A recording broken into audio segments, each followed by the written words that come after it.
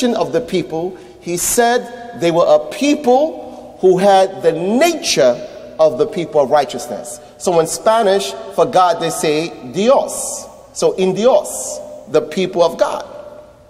He didn't think he was going to India, because that wasn't India then. This is little things I want you to think about for a very specific reason.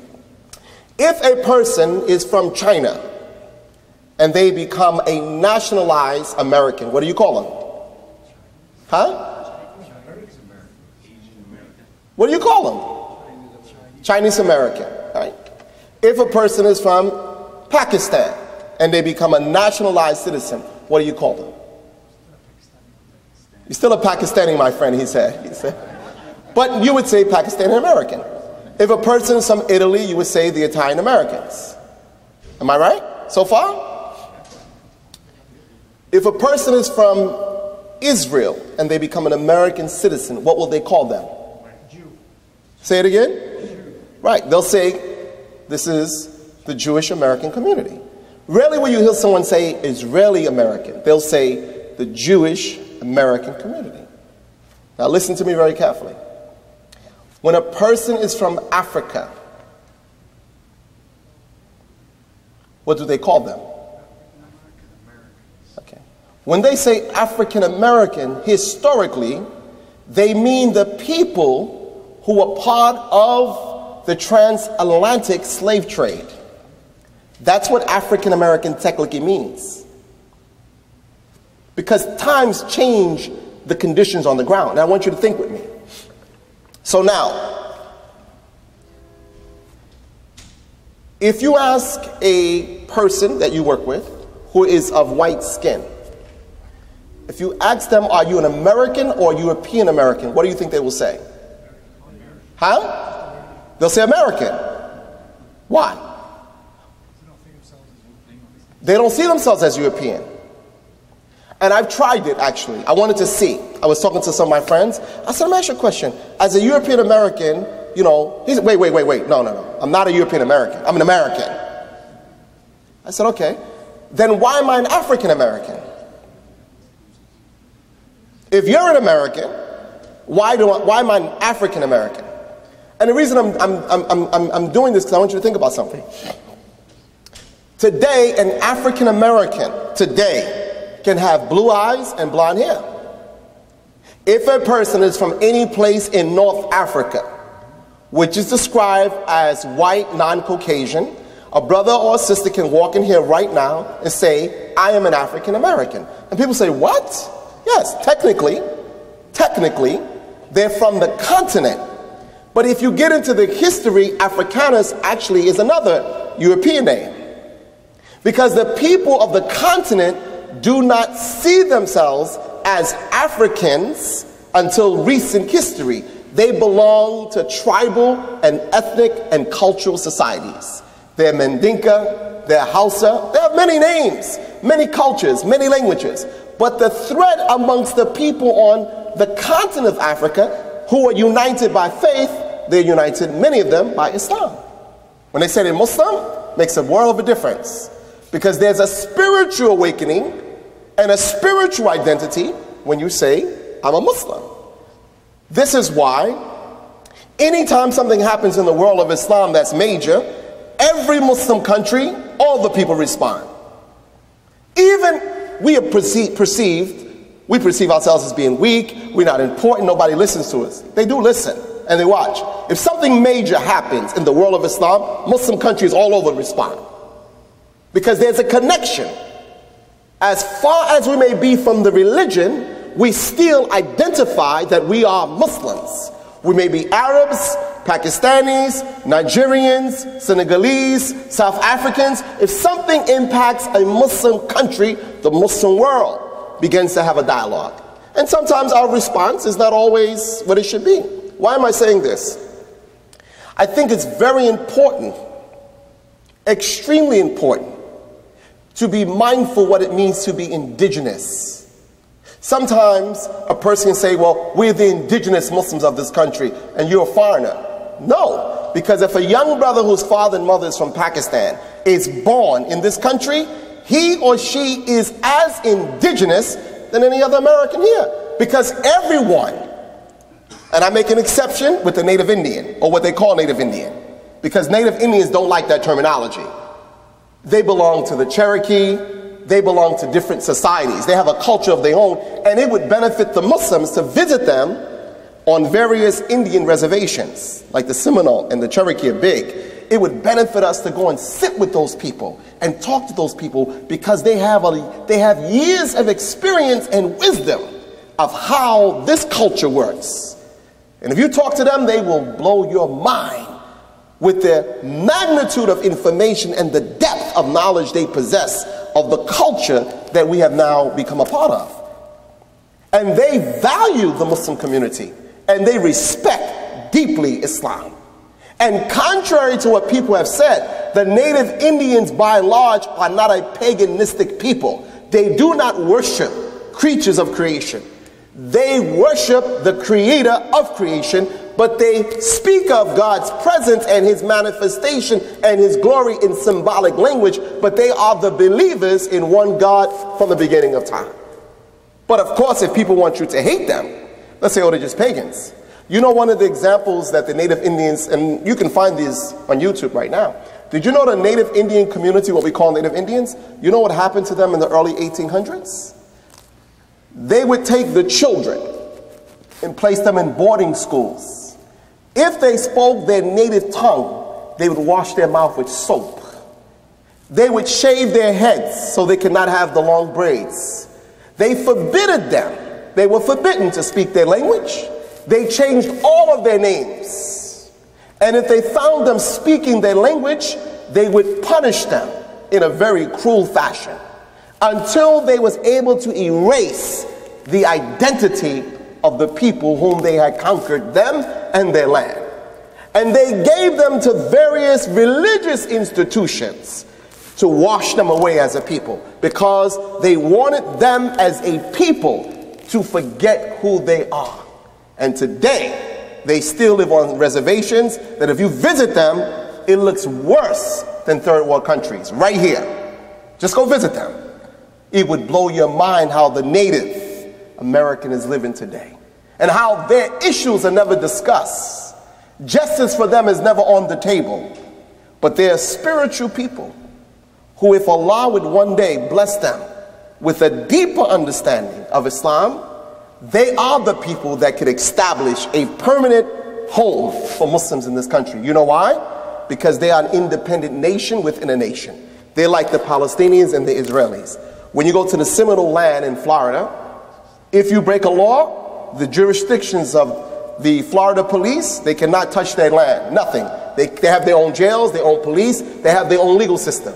There's certain things that happen on their land, you cannot touch them. When child abuse kicks in with their children, when you take an Indian child and you bring them to an American court, they come and get the child, they have their own court, and they determine according to their customs and rituals if child abuse actually exists. They are totally an independent people. They have certain regulations that they deal with state and, not state, but federal law. They have a pact. You got to study their history. They have an amazing history, and they are phenomenal people. And they are definitely a group of people that if they embrace Islam, you will see in your lifetime a living Medina, because they already have the land, and they're already independent people. They're totally independent. They are the original people, as we know, of this hemisphere. And they have more legitimate rights here than anyone else. And if you know one thing about history, Capitol Hill, you know Capitol Hill in Washington, is actually built on the graveyard of Native Indians. Under that Capitol building are the bones of their ancestors. Did you know that? That's a fact. You can look it up. It's a fact. Congress will not deny it. They are building, they have built their Congress on the bones and the grave sites of the indigenous people. And they have their own interpretation of Christianity and what it means to them. They're a wonderful people. You can learn a lot from them. But why do I say that? I think it's very, very important that when we talk about the indigenous American experience, that we be very careful. because I don't think that the African American Muslims who may have come historically, their ancestors, through the gateways of slavery, I don't think they can be considered the only indigenous Muslim. I think anyone in our time that is born here is indigenous, and that we all have the same rights, duties, and responsibilities as citizens of the nation. But if a young brother is sitting next to me who he was born in America, how can I speak to him as being less of a Muslim or have contributed less to Islam than myself? And I've seen this. I've seen people tell the African American Muslims, you know what, man, the real Muslims are you. You guys are the real Muslims. And it creates in them a sense of arrogance if it's not guided properly. People say if there's going to be any real Islam, you're the people that's going to do it. That's not true. If there's going to be any real Islam in America, Allah will decide who will do it, and at best it will be a collective effort, because every Muslim that comes to America or born in America, we all bring with us a unique experience, and we all can make a contribution in accordance to our level. Let me give you an example. Is there a historical experience that the African Americans have had with Islam? Absolutely. And I want to give you an example. I want to give you an example of two men. Both of them are billionaires. One becomes a Muslim, and he begins to spend his money in the way of Allah. Okay? He's a billionaire. He spends his money in the way of Allah. The other man becomes a Muslim, and he was always given to charity. But the other man was not very generous. Before Islam, he was greedy, but Islam changed him. When both of them become Muslim, the man that was always given, when he becomes a Muslim, given to him is second nature. He already been given. It's not new. But the man who was changed from being greedy to becoming compassionate, loving, and caring and sharing, Islam for him would be a transformation in giving. So for example, if you were or are part of the African American community, and someone came to you in prison and said, listen, have you ever read the Holy Quran? Say, no, what's that? Say, that's your history. This is the religion of your forefathers. And all of a sudden you start reading the Quran and it changed your life. Totally. You don't steal, you don't lie, you don't rob. You become responsible to yourself and your family. You come out and you pursue higher education. You get your bachelor's and your master's and your PhD, and you go back in the community and you build an Islamic school and Islamic massages, and you open up businesses. Islam as a message was a transformation for you. So it has a unique value. Take another example. A brother was born in a Muslim country, or a sister was born in a Muslim country. In their country, their whole life, they didn't practice Islam. They heard the adhan, they saw people praying, but when they came to America and they began to engage in certain things in society that were not good, and they had an awakening, sometimes when they come back to the masjid, they're stronger Muslims than they ever been. I've met brothers and sisters who told me, I discovered Islam in America. It's true. How many churches, when they make the call of prayer on Sunday, you think people will leave their homes and go inside? Most Americans don't go to church on Sunday. Not even 10% of the population go to church every Sunday. Not even 10%. Not even 10%. So I want you to think, when a person has an experience with Islam, which the African Americans have had, Islam has been for them a liberating and a very empowering force. Let me give you an example. Little homework assignment I want you to do. Look in historical dictionaries for the word black and the word white. Everything that is white is going to be beautiful. Everything. From the angels in heaven to the God himself is going to be white. Everyone that's successful is going to be white. And everything of importance is going to be white. And everything that is negative is going to be black.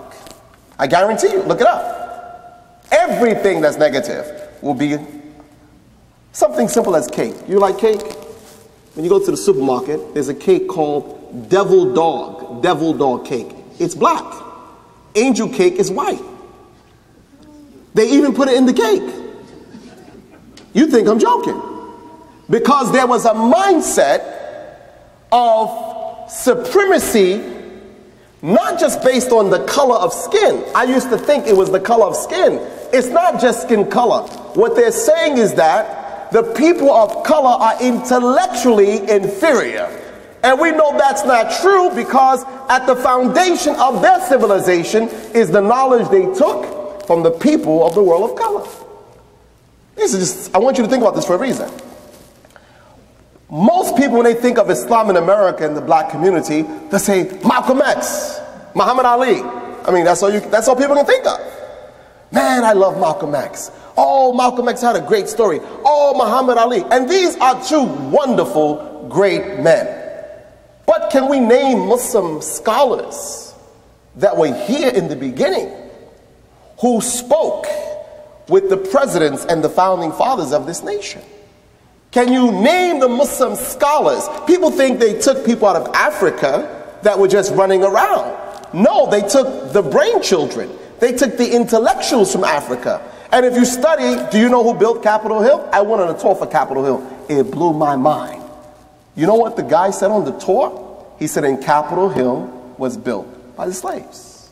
They built this here. I was like, wow. They still tell the truth to a certain degree if you listen, if you really want to know. Why am I saying that? Because I think as Muslims, we have to be careful with color and careful with nationalism. It's dangerous. It has the ability to create a level of arrogance that is not only damaging to society, but it becomes a sickness to the soul. We are more than 400 years past what we call the moments or days of slavery and captivity, and we still talk about race. Can you believe that? People still talk about white and black? That's sickness. People ask me, are you proud to have the first African-American president? I said, no, I'm ashamed. It take you that long to accept somebody that's different from you? That's a long time. He's the 44th president, right? That means we had 44 elections. What's 44 times 4? Huh? 100 and what? 176 years? It take you that long? You that sick that 176 years, you know how many generations and children and people we have lost? So Islam has a message for the human being. What does the Quran say? Bismillah ar-Rahman ar-Rahim. Allah says, Ya ayyuhan nas, O people, inna khalaqnakum min dhakarin wa untha, wa ja'alnakum shu'uban wa qaba'ila li ta'arafu, inna akrabakum indallahi atqakum. O people, I have made you from male and female, with the exception of Jesus and Adam and Eve. I have made each and every one of you from that moment of unification through the science of embryology. I've made you from male and female. And then I made you into nations and to tribes, that you may know yourself. Lita'arafu in Arabic, lita'arafu means that you have a knowing of yourself and that you may know one another. If I don't know who I am, how can I ever tell you who I am? Why do you think identity theft is such a major crime? Because someone can perpetrate a fraud and cause you damage financially in a way that you can't even recover. We talk about identity theft in the physical. What about spiritual identity theft? When you don't even know who God made you. They have a cream in Asia. It's called Light and Lovely. It should be called White and Lovely because that's the goal. And they put it on their skin. Why is that? Why would a person who is, if you want to say brown, I don't know what brown is, but a person who's brown, why would they? Allah, I know you made me like this, but man, if it just get a little lighter. No, who put that in your mind? Some sisters, when they get married on their wedding night, the makeup is so light. When it comes off, the brother don't know if he's still married to the same woman. Can you believe that? You get married and take pictures, and when you get home, you're like, was that you? No, they have specialists. They put layers of that stuff on. Look at the word makeup, cosmetics. Something that is cosmetic is artificial. It is not real. It's not real. And a lot of us, we don't want to deal with reality. We love the illusion because it allows us in our minds to escape the challenges that's before us. So in this country, the color of skin is very important. The neighborhoods we choose to live in is often based in race. The people we choose to marry. I won't call the organization's name. There's a Muslim organization, have a magazine. And in the back of the matrimonial section, it says, Muslim brother looking for wife, blue eyes and blonde hair, right? But his country don't have women like that.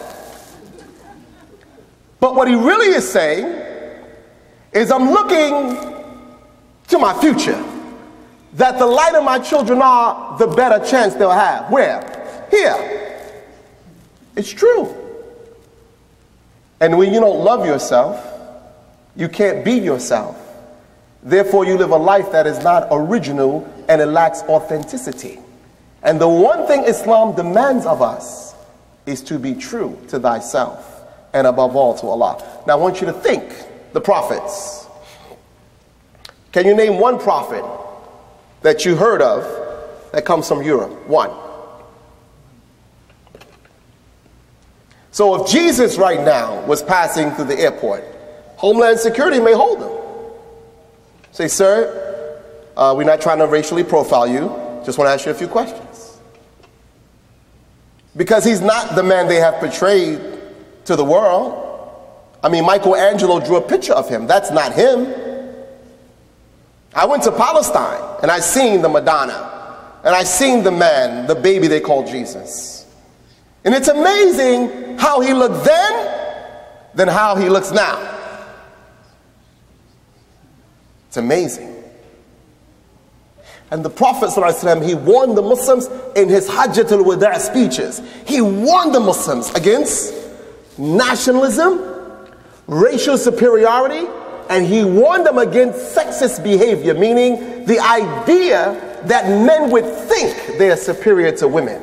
He warned them of this sickness. Think about it, my brothers. How many of you here, I'm talking only to the men now, how many of you sitting here were not born of a woman? Raise your hand. See my point? A man can't even come into this world except by Allah's permission. He chooses for you a mother. You can't even come here without a woman being chosen to be that place that you allow to develop to your fullest human potential in an infant stage for 8 to 9 months. You can't even touch down on the planet, which means you're not even a candidate for paradise because you can't get here. But how do we treat women in general? How are we taught about women in general as men? And you don't have to say anything, but I'm not going to say much. But I want you to think as a man, what are the kind of ideas and what kind of things have we been told about women and what kind of language we use about women and about people of darker skin color or people of lighter color? Where these ideas come from that Islam came to destroy? I want you to think about it. I want you to think, my brothers and sisters, that as a Muslim, what is my identity? Yes, as a person who they call an African American. I don't really accept that title. I don't accept that title because it's not my name. That's not who I am. That's who they say I am. But who do I say I am is most important. That's most important. This is why when you become a Muslim, I share this with you. When you become a Muslim and you change your name, the people in the gates of power, they get very angry with you. I changed my name. And I went to get my passport. Lady said, why you change your name? Because I want to. I'm a free man. Am I not? Is this not the land of freedom, justice, and equality? I changed my name because I wanted to change my name. Muhammad Ali said he was no longer Cassius Clay. He said, I am Muhammad Ali. Go back to the video. Go to YouTube and watch Muhammad Ali struggle in America the day he embraced Islam, and he refused to fight in the war in Vietnam. He refused to do those things, and he was and is a better American than so many. Ali said, my name is Muhammad Ali. They said, you Cassius Clay. He said, okay. In the ring, when I beat you, he told Sonny Liston, say my name. Say my name. And at the end of the day, what do they call him now? Muhammad Ali. They call him the greatest champion of ever. And when he lost his medals in the Olympics, they gave it back to him in 1996, I believe, in Atlanta, Georgia. Ali came with Parkinson and shaking. He lit the torch. And he is an American icon. Muhammad Ali is an American icon. He's a true American hero. And he will be someone that the American people and their children will celebrate in generations to come. Because he's been one of the greatest. Not just in the ring. Ali is a strategic general. He understood how to use sport and play to promote social welfare and the well-being of humanity. Ali was there is no person in sports that could tie the shoes of Ali. That's how great he is. And the Muslims have not benefited off Ali's presence in terms of using Muhammad Ali's presence to navigate their way in America. You know what I wanted to do? I just haven't figured out how to do it yet. I wanted to get with Muhammad Ali, and in New York City, I wanted to rent the Barclay Arena. It holds 20,000 people. I wanted to do a tribute to Muhammad Ali, the life and times of Muhammad Ali, and let HBO and Time Warner Cable and Bank of America and all these corporations, let them pay for it, because he is worthy as a man to be celebrated for the contributions he has made to this country. Ali was one of the people that opened the hearts and minds of the people on a global level towards their common humanity. So now Ali became a Muslim. And his first introduction to Islam wasn't a direct introduction to the Quran and Sunnah. He comes from what they call the Nation of Islam. He was a follower of Mr. Muhammad from the Nation of Islam. The same thing with Malcolm X. He was a follower of Mr. Muhammad from the Nation of Islam. The same thing from the brother you all know, many of you know, Imam Siraj Wahaj. He came from the Nation of Islam. So many in America came through that experience.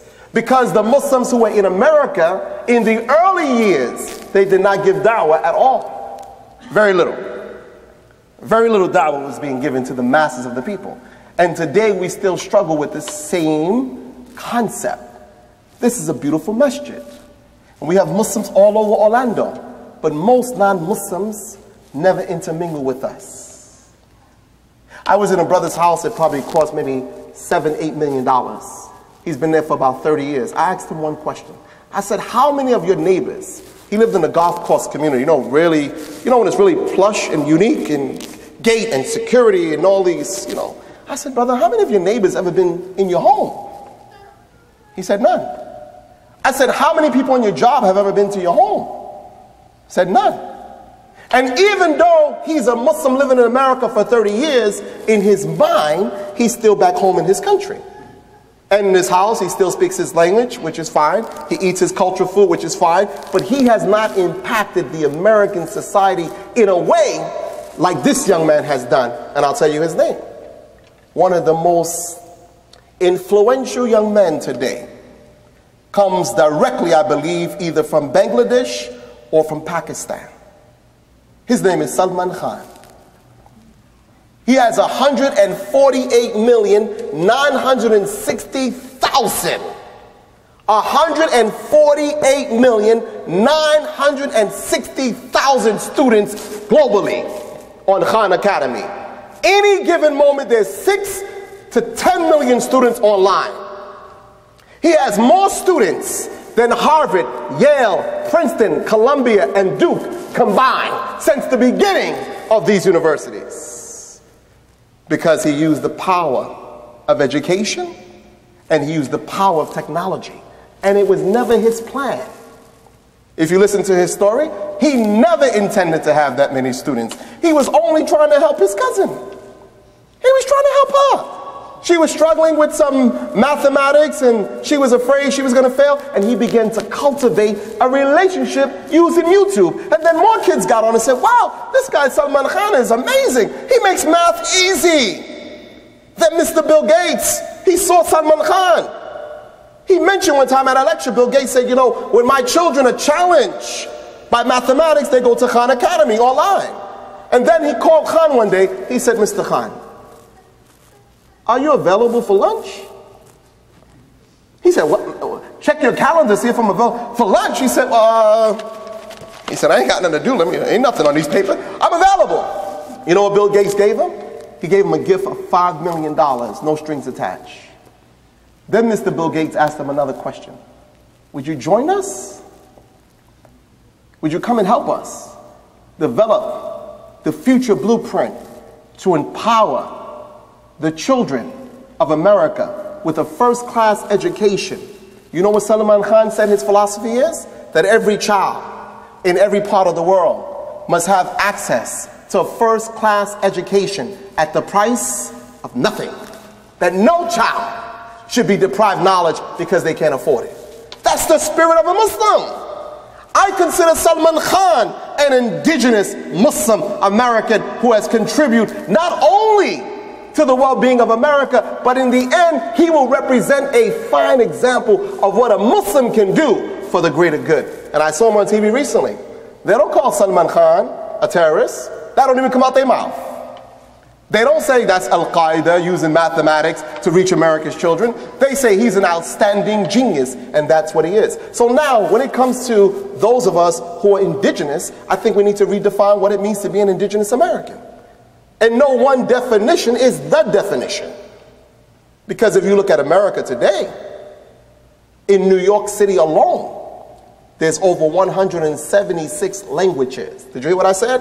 In New York City alone, there is 176 languages spoken by the people of the world. In New York City today, the population 10 years ago, half of that population today is new immigrants and people who have come from all over America. So the dynamics have changed. So why do I say that? When I look at myself, I don't see myself as, and I don't want to see myself as an African-American Muslim. I want to see myself first as a Muslim. Someone who I hope one day, when I meet Allah, He will accept me. On the Day of Judgment, I'm not getting any credit for being black, for being male. I'm not getting any credit for being born in America. That's a zero star. Because I didn't decide on my color.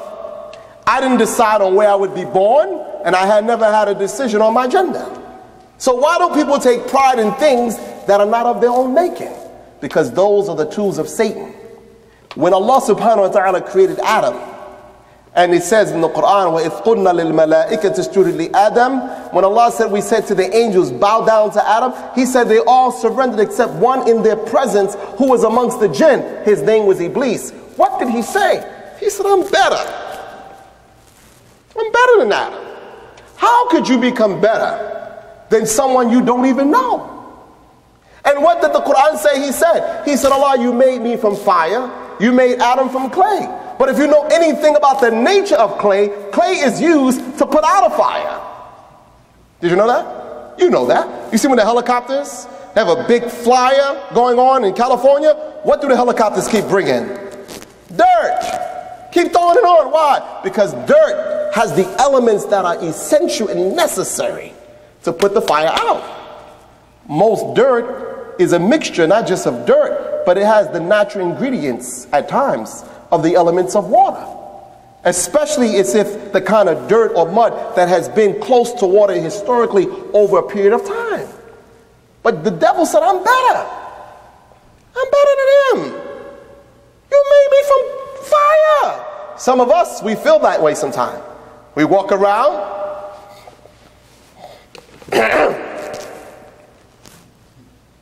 We go to work. It's our office. We walk in. Everybody should jump. Everybody. You're the boss. You come to a gift shop or a medical office, or you come to an engineering firm and everybody's running, jumping because of you. Why? You're the boss. But as a Muslim, That's contrary to who we are.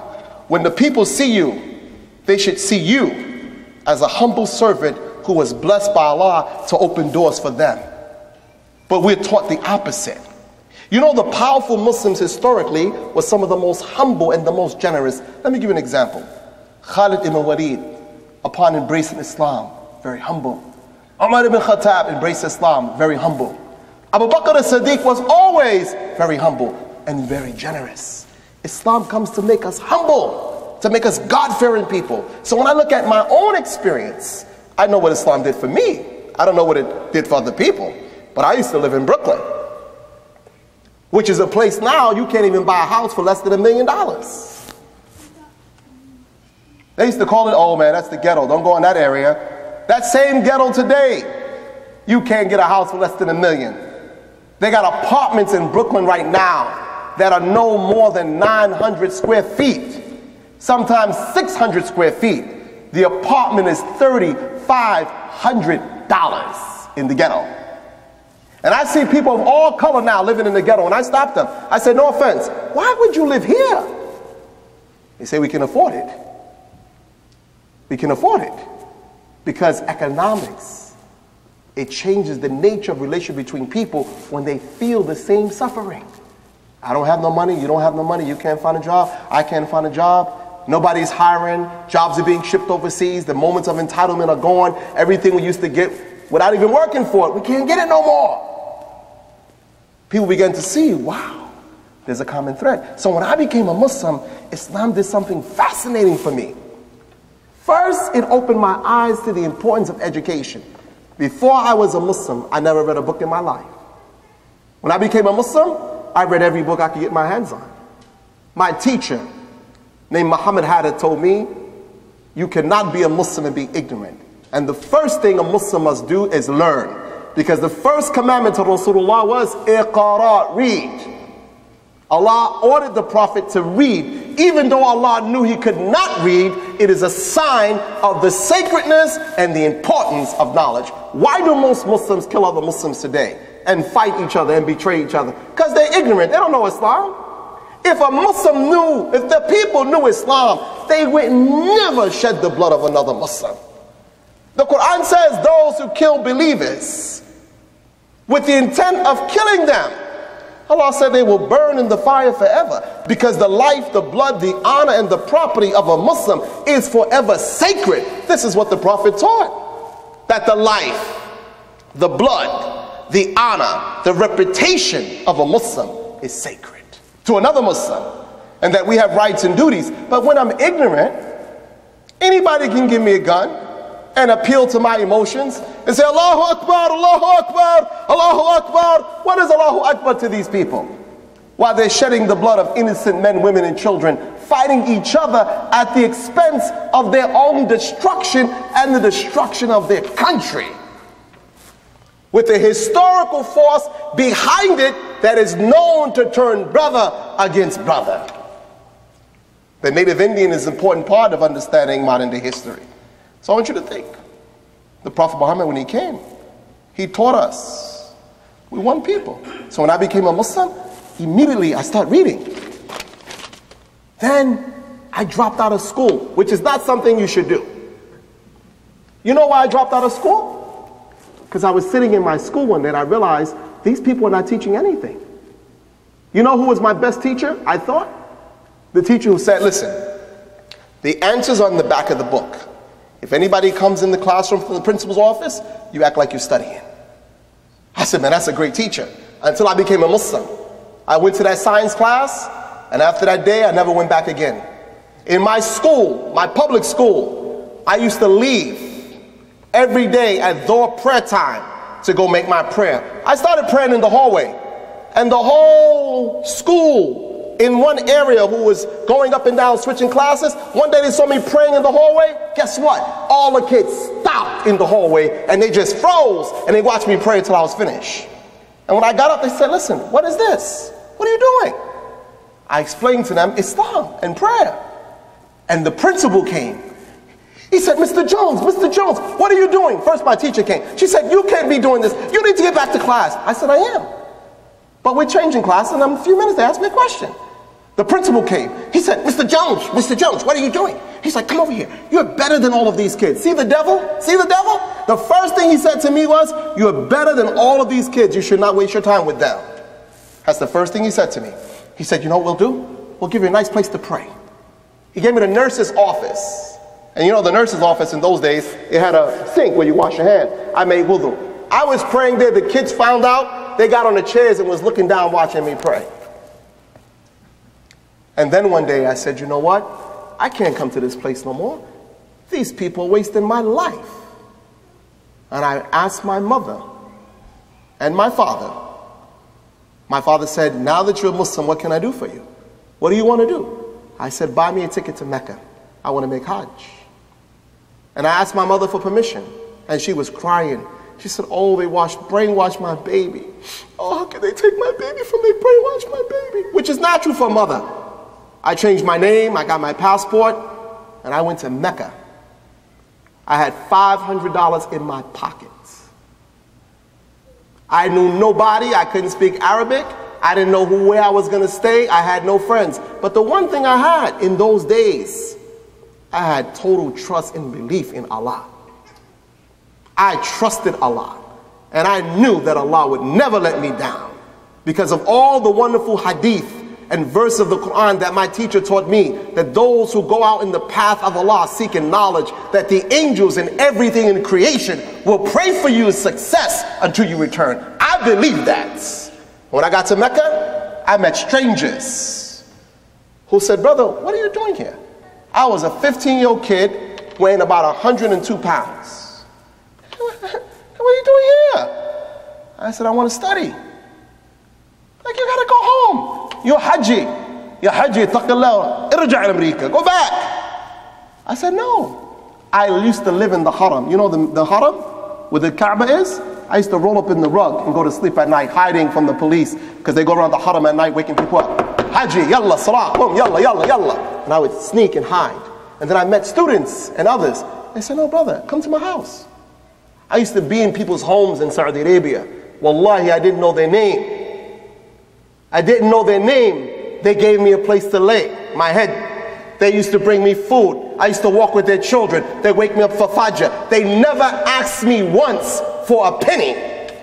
They said, brother, for the sake of Allah, whatever you need, we will help you. Whatever you need, we will give it to you. Because there are people there. They love Allah. Every country in the world, there are Muslims who they love Islam. We had Pakistani Muslims in New York. Sheikh Hafiz Mahmoud. He taught most of the brothers in America how to recite Quran. You mean any African American Muslim that can recite the Quran?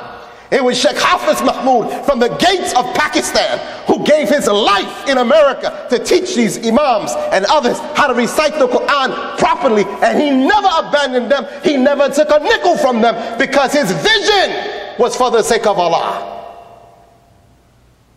But the enemy comes and says, those are Saudis, those are Pakistanis, those are black Muslims, those are white Muslims, and we fall into the trap of Satan. Because the mindset of superiority is the mind of a devil. That's what Satan thinks of himself, that he is exceptional and superior. But I met some good Muslims. And I've seen Muslims who pray at night in the Haram of Mecca, and they make tawaf, and they're men and women. They have never missed Fajr in their lifetime. They're men and women today in the gates of Mecca. They're begging Allah from the gates of Pakistan, the gates of India, Nigeria, Sudan. They are righteous men and women in the Muslim world. In their old ages, they are begging Allah for the mercy on this ummah. In spite of our rebellion, why do you think we're in a situation today where we're still protected against all odds? We're still living in a superior state of security, even though the world has a deep hatred and rejection for us. Do you think it's because of what we do? It's because of the good Muslims around the world. They are begging Allah at night to protect this ummah and to do for us what he did for the Prophet and his companions. There's no special place for African American Muslims. We have a unique historical experience. And one thing it gives us, it does give us something unique in America. We have been blessed with a sense of courage to speak truth to the gates of power, which many Muslims run from. I go give speeches sometimes. Muslims always say, Brother Malik, do us a favor, please, whatever you do, don't say this. Don't say what? I'm going to tell you exactly what the Quran says. You want me to change it? Why? Because you want to get along. You want people to accept you. They say, you know, when you go to the church and preach, don't say Jesus is not God. What's wrong with you? I must tell them that Jesus is not God. I must warn them not to worship a man in any form. They must be warned of the beauty and the oneness of Allah and the message of Muhammad sallallahu alaihi wasallam. They must not believe that the worshiping of a man is acceptable in the eyes of God. When the kuffar came to Prophet sallallahu alaihi wasallam, and I'll end with this, they made a beautiful appeal to him. They said, "Ya Muhammad, we will worship Allah with you for a day. You come worship with us the statues for a day." Or 1 year, 1 year. What did Allah say to the people of Mecca? قُلْ يَا أَيُّهَا الْكَافِرُونَ. Direct. The mastery of diplomacy. Removing all potential for a misunderstanding. All you rejectors of faith. I don't worship what you worship. Nor have I ever worshipped what you worship. You don't worship that which I worship. At the end, and I'm paraphrasing, to you be your way, to me be mine. But in the pillar of Tawheed, there is no compromise. When Ja'far radiallahu anhu was in the gates of Abyssinia, and they told him, the pagans of Arabs of Mecca, they told him, they said, ask Ja'far, what does Muhammad teach about Jesus? Ja'far, he didn't hide. And this is the last point I make to you. Ja'far didn't hide the message of Islam. He told him, we believe that Jesus, he read from Surah Maryam, the righteousness of Maryam, that Jesus was born miraculously of a virgin, that he was the Messiah. And what did Najashi say? Punish them? No. He gave them asylum. They spoke the truth. They spoke what they believe. My brothers and sisters, if Allah does not accept you and protect you, who will? We're not smarter than prophets. We're not more clever than the messengers. And I ask you this question.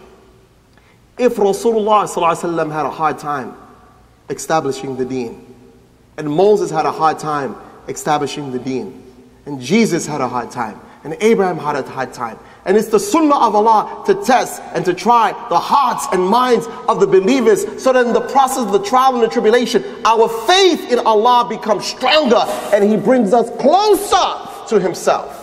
Why do we think we should be any different? No, brothers and sisters.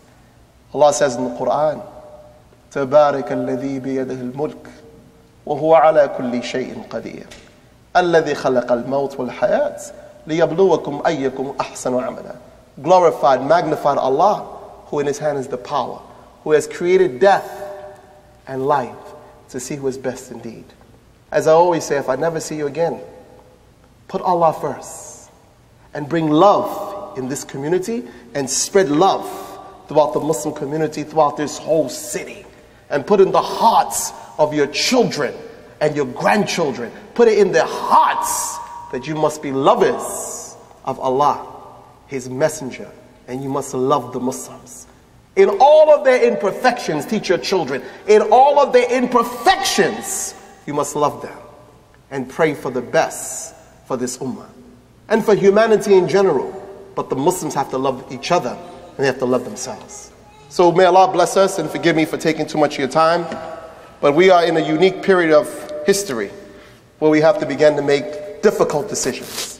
And we need a blueprint for our children. Where do we go from here in the next 50 to 100 years? We cannot be like the sheep, just waiting patiently for the wolf to devour us at will. We must work night and day to the level of our capacity that is most pleasing to Allah to preserve this great legacy of the deen. So pray for me, inshallah. that Allah will make me sincere for His service, inshallah. Assalamu alaikum. Wa alaikum salam.